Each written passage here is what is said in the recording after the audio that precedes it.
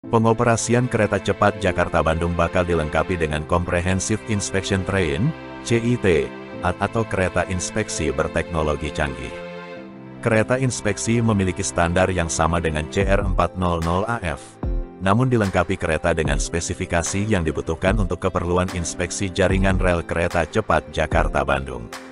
Kereta inspeksi tersebut diproduksi bersamaan dengan rangkaian elektrik multiple unit, EMU, generasi terbaru bertipe CR400AF yang digunakan untuk mengangkut penumpang.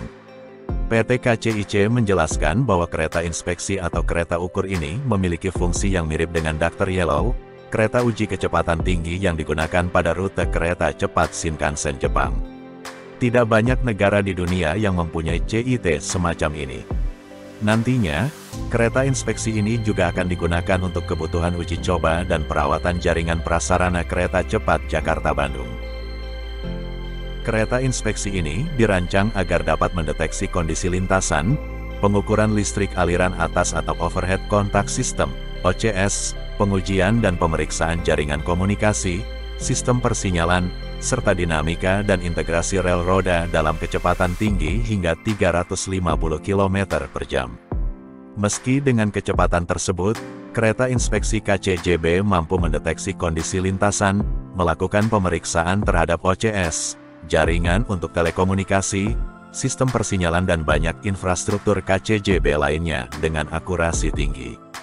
Kereta inspeksi akan dilengkapi sistem yang dapat mengumpulkan, memproses dan menganalisa data terkait kondisi lintasan yang dilaluinya secara otomatis, real-time dan menyeluruh.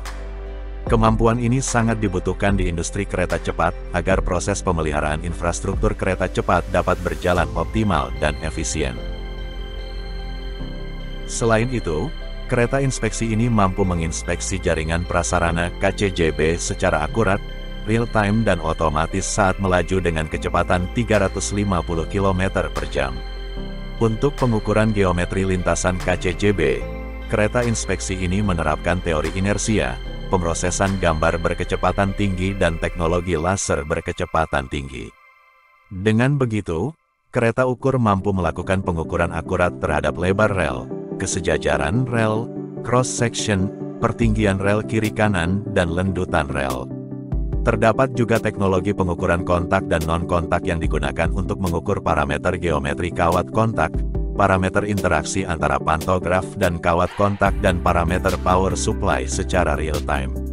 Ada juga sistem pengukuran gaya untuk mengukur gaya kontak antara pantograf dan kawat kontak, hard spot, arcing dan lainnya.